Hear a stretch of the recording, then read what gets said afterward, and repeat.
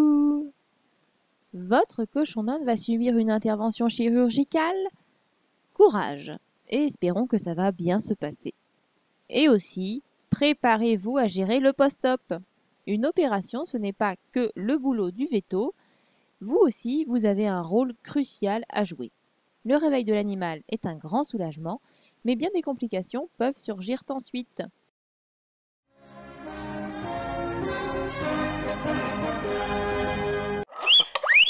Une opération n'est jamais à prendre à la légère. Une anesthésie représente toujours un risque.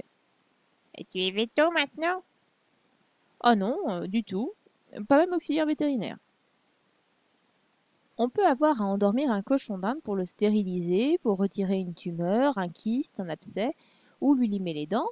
Les raisons médicales sont très variées. Vous devez être vigilant dans le choix du vétérinaire pour maximiser les chances de bon rétablissement de votre animal. Assurez-vous que votre veto est spécialisé NAC et essayez de trouver des témoignages sur Internet, via des groupes Facebook ou forums, pour savoir si ces interventions précédentes se sont bien passées. Je vous invite aussi à regarder l'émission 10, Choisir son vétérinaire. Ça sent l'arnaque cette devanture. Logiquement, votre vétérinaire auscultera votre cochon d'Inde avant de procéder à une chirurgie. À cette occasion, demandez-lui si l'anesthésie sera gazeuse. Seul ce type d'anesthésie doit être effectué sur un rongeur. Le gaz est moins dangereux pour les rongeurs car ses effets se dissipent plus rapidement et a moins d'impact sur l'organisme. Si le veto n'opère pas au gaz, allez voir ailleurs. À moins d'une urgence, une opération se planifie et vous déterminez la date. Évitez de le faire opérer la veille d'un jour de fermeture de la clinique, fermeture hebdomadaire, dimanche, jour férié. En cas de complication, il faut que vous puissiez retourner à la clinique. Prévoyez aussi d'être disponible. Si vous avez beaucoup de travail en ce moment, que vous rentrez tard, ce n'est pas le bon moment. Vous devrez pouvoir rentrer le plus tôt possible pour vous rendre à son chevet ou pouvoir vous libérer en cas de souci. Une fois la date d'opération fixée, si jamais l'accueil du cabinet vous signale d'apporter votre animal à jeun, ne suivez surtout pas ce conseil et répondez à la personne qu'un cochon d'Inde ne doit jamais être privé de nourriture. Au passage, je dirais que c'est un point qui doit vous alerter sur le cabinet veto. Si on nous demande à nous, humains, ou à nos chiens et chats, d'être à jeun avant une anesthésie, c'est pour éviter les risques de vomissement. Mais les cochons d'Inde ne peuvent pas vomir. Et chez nous, il n'y a pas de boulimique, que des goinfres, et fiers de l'être.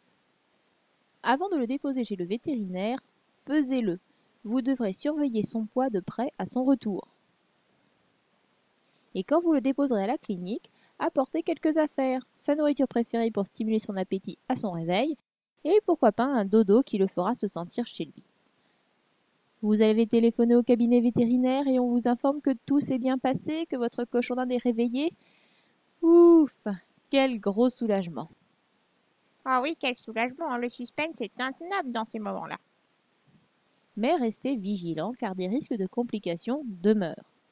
Après sa reprise de conscience, il faut que le transit redémarre. Il doit manger et faire des crottes. Assurez-vous quand vous le récupérez que tout est en ordre à ce niveau. Un bon vétonac sait surveiller ce détail crucial et ne devrait pas vous rendre votre animal s'il est anorexique ou si son transit n'est pas reparti. Une opération n'est pas forcément suivie d'un traitement d'antibiotiques, mais le vétérinaire devrait prescrire un antidouleur pour les quelques jours qui suivent l'intervention. J'ai été opérée il y a quelques heures, tu m'étonnes que j'ai mal. Donne-moi mes antalgiques. Pour le ramener chez vous, prévoyez de quoi le transporter dans le confort. Il faut le protéger du froid ou de la chaleur, placez-le dans une boîte de transport sans litière, mais avec des serviettes, petits tapis ou à l'aise. Une fois chez vous, pesez-le à nouveau, puis essayez de le mettre au calme, isolez-le de ses congénères pour qu'il reprenne ses esprits tranquillement, qu'il se repose et se remette de ses émotions. Qu'il soit isolé vous permettra aussi de parfaitement surveiller son transit et de savoir s'il continue bien de faire des crottes, car même si à la clinique il faisait des crottes, il va falloir garder un œil sur lui. S'il a bon appétit en rentrant chez vous, merveilleux. Mais attention, il est encore sous l'effet de l'anesthésie, il n'a donc pas trop mal. Mais par la suite, ça peut changer. Mettez la nourriture à sa portée, près de sa cabane. De même pour l'eau et découpez les légumes en lamelles pour lui faciliter la prise des aliments.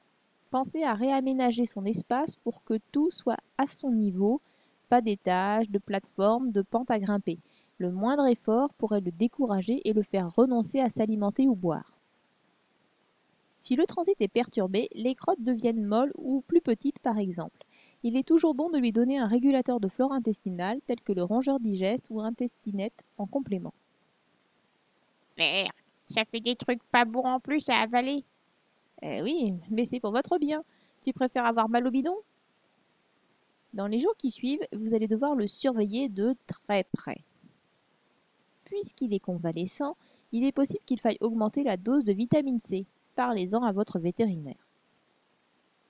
S'il semble difficile dans ses aliments ou ne mange pas, il faut le gaver tout de suite, ne tardez surtout pas. Pour cela, regardez l'émission 5, Gaver un cochon d'Inde malade.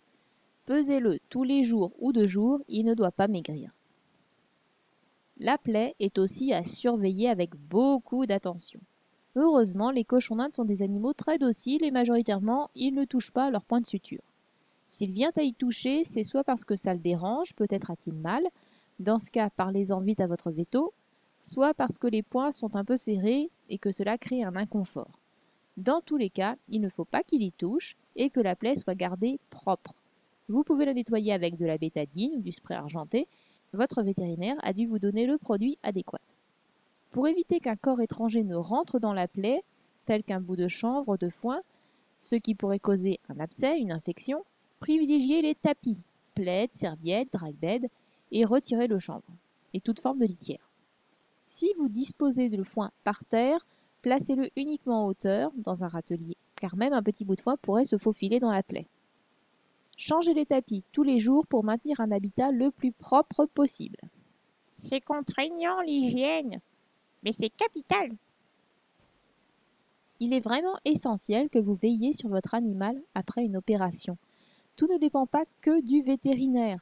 La reprise du transit, l'appétit et des crottes bien moulées sont des points capitaux à surveiller et il ne faut pas tarder à téléphoner à votre vétérinaire s'il y a le moindre souci.